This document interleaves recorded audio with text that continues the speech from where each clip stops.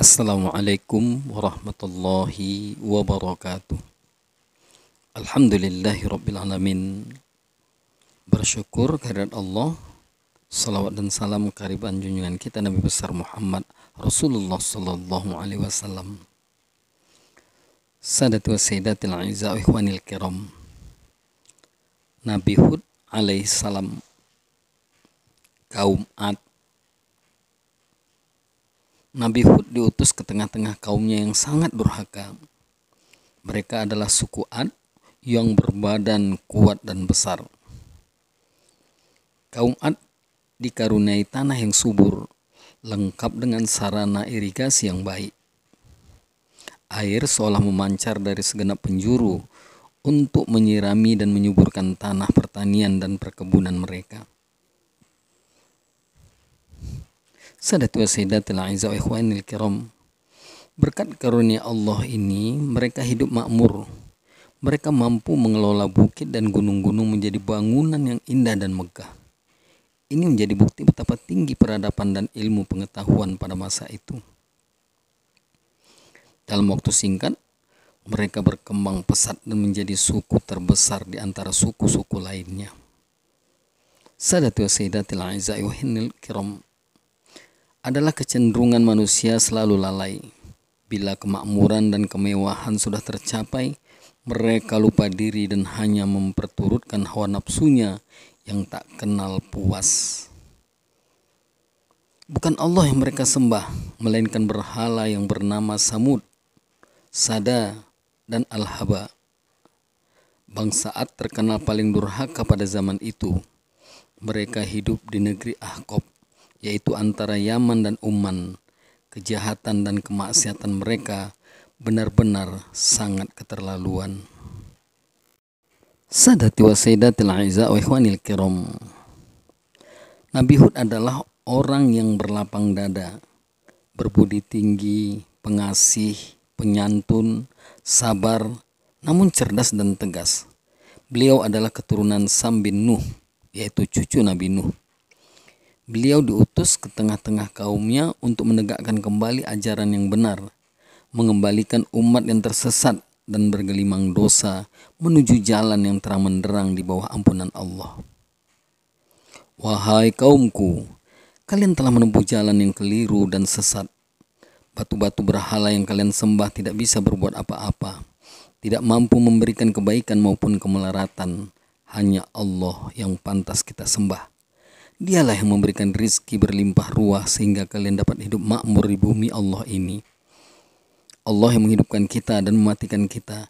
Ingatlah, Allah akan menghidupkan kita kembali di akhirat guna mempertanggungjawabkan perbuatan kita di muka bumi. Siapa yang beramal baik akan mendapatkan pahala surga yang penuh dengan kenikmatan. Sebaliknya, siapa yang berbuat jahat dan kemaksiatan akan menerima siksa dan penghinaan. Sadatu wa sayyidatil a'izza wa ikhwanil kiram. Ajakan Nabi Hud ini malah dilecehkan oleh kaumnya. Mereka berkata, mana bisa orang yang mati akan dihidupkan kembali. Itu hanya omong kosong dan bualanmu saja. Orang hidup hanya sekali. Susah senang ya hanya di muka bumi ini. Kalau sudah mati ya sudah, tidak ada urusan lagi. Mereka bahkan berani mencerca Nabi Hud dan perbuatannya makin keterlaluan. Kemaksiatan merajalela, mereka tidak mau menerima Nabi Hud sebagai utusan Allah, bahkan mengejeknya sebagai orang bodoh yang tidak berakal. Sadatu wa sayyidatil a'izza wa ikhwanil kiram. Allah menurunkan azab atas kedurhakaan mereka. Bangsa Ad kemudian ditimpa musim kemarau panjang selama 3 tahun. Tak ada setetes hujan sama sekali dalam kurun itu. Rusaklah lahan pertanian dan perkebunan yang mereka banggakan selama ini.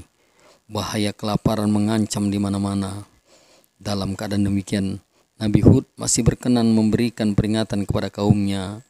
Wahai kaumku, mohon ampunlah engkau kepada Allah dan bertobatlah kepadanya. Niscaya Dia menurunkan hujan yang sangat deras atasmu, dan Dia menambahkan kekuatan kepada kekuatanmu. Dan janganlah kamu berpaling dengan berbuat dosa. Sadati wa sayyidatil a'izza wa ikhwanil kiram. Tapi peringatan Nabi Hud ini malah ditentang keras oleh mereka.